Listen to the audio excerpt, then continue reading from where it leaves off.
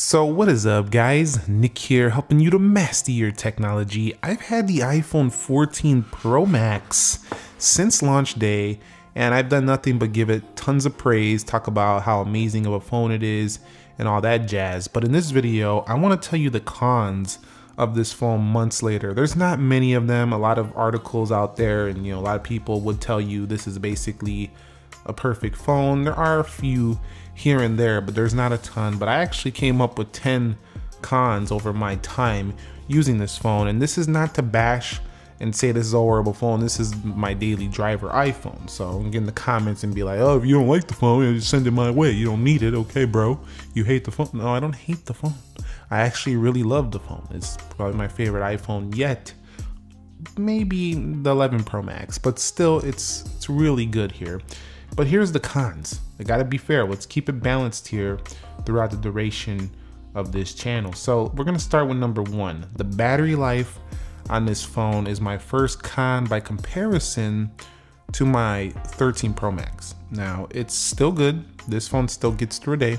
I just find it not getting quite as far. And I think this is partly due to always on display and also that they increased the brightness on this phone. So this phone for me, not quite as good as the 13 Pro Max. I am hearing rumors though that Apple is going to take the 15 models to the next level with battery life. So I'm not really concerned for the future of iPhone products, but I will say that not having, amazing battery life on this one by comparison to last year was a little bit of a con. I still am happy with it, gets through a day, but I just was overly impressed with last year's 13 Pro Max. That thing was getting like almost 2 days, even with heavier use from me. So definitely I love that.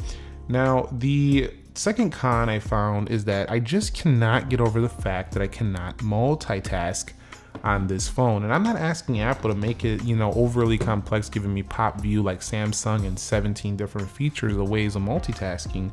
But even something like Google Pixel 7 Pro, if I go ahead and open up an application, all I gotta do is hit split top right here. I can go ahead and grab anything I want. I can even open the camera down here. Well, not that one actually, just treated my life. So I can open up Amazon here, calculate what it's gonna be. I could bring it up a little bit, bring it down a little bit.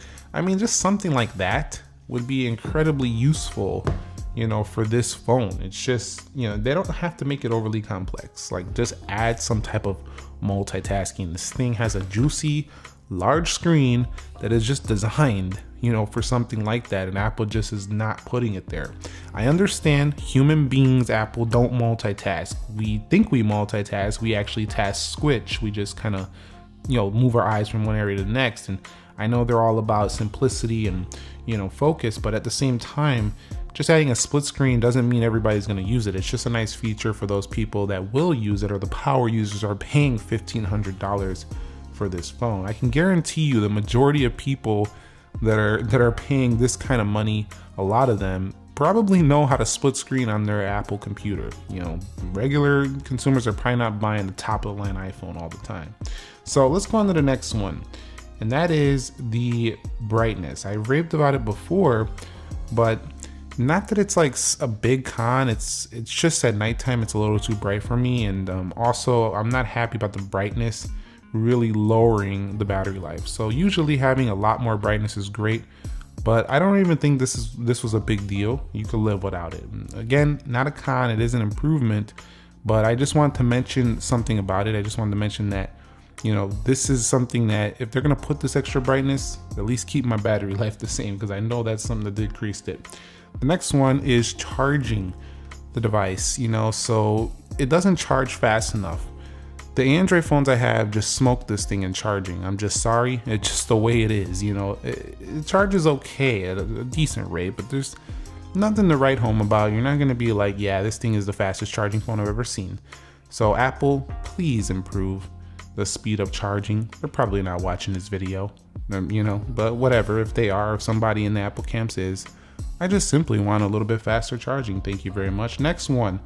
Dynamic Island, and definitely intrudes too much on my media consumption. I can tell you that for a fact. I always see it, and months later, nope, I haven't gotten used to it. I simply have not. So I'm gonna go ahead and zoom in and show you what I'm talking about. I'm always looking at that pill. Like, it's unbelievable how much I'm looking at it, especially during a video. If I'm watching a video on YouTube or I'm pinching and zooming on a photo like this, I just cannot get over it. It just looks like a supplement. So, you know, it's there, and I love the features that it does. And don't get me wrong, I'm not saying Apple go away from this just yet. I know they're gonna go all screen eventually someday, but you know, maybe there's a way we can kind of blend it in or something. I don't know. It just kind of intrudes on my media a little bit too much. Not a big fan of that. I don't see that changing much for the future though. They don't really seem to care about having all screen or any obtrusions on the display. The weight and size at number 6. This phone is just downright heavy. Every time I use this phone and then I go to the smaller Pro, I'm just more pleased with that, or the regular 14 Plus. This thing, you don't really notice it after you used it, but once you compare it to, you know, other options out there, it literally feels like a brick in your pocket. This is a great example, the 14 Plus. Not a very popular phone, but if you're looking for something more lightweight, this will do the trick. It just kind of, it's just kind of heavy. So, you know, it doesn't matter how long I've used it, I always feel it there. It's kind of good though if you don't want to lose it, because honestly, when I'm rocking out with the Mini, I do find myself like having phantom touches in my pockets. I'm like, oh, where's my phone? I'm getting scared. You know, like, I thought I lost it already, but actually it's just sitting in there. It's just so light, you can barely feel that feather. So that can be a pro of it, but honestly, sometimes the weight can be a con, especially when I'm out doing my walks, my jogs, my bike rides, and this thing is like flopping around in my pocket. Not a fan of that, but I know there's solutions around that. Put it on a stand, put it on a bag, put on an arm strap, but it's just a heavy phone. Let's just put it that way. It could be a little bit lighter. You know, some of the Samsung phones are just as big, but they're like 20 grams lighter. So definitely keep that in mind. Next one I think is the con is no Touch ID. You know, I've been using this Sony Xperia phone lately, Xperia 1 Mark 5, I think it is, Mark 4. This device right here, I'm gonna cover it soon, has a triple Zeiss camera. You know, it's kind of a niche device, but it has a fingerprint sensor right here. So, you know, all you have to do is rest your finger. Now, when is this useful? Well, not everybody's wearing masks anymore, but when you are wearing masks, it's useful. When you don't want to look at the Face ID, it's late at night, it's too dark, it's not sensing your face because you have the brightness all the way low and it can't see you.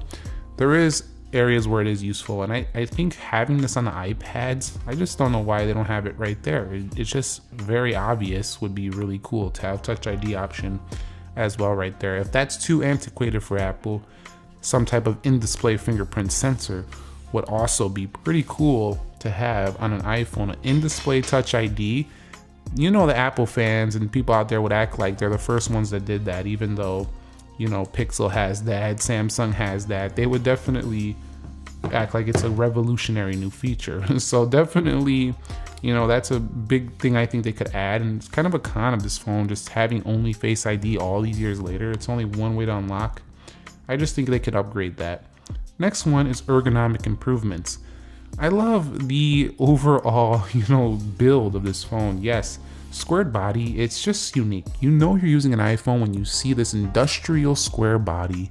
It's iPhone uniqueness, you know, definitely. But I am constantly, you know, thinking about how could they improve the ergonomic feel of this phone. I really miss the curved sides of the iPhone 11 Pro Max. It just feels better in the hand, and I think they can curve the sides a little bit more on the 15 models, or just find a way to make it slightly more comfortable in the hand. It digs a little bit too much in the palms. I don't think it's the most comfortable phone to hold.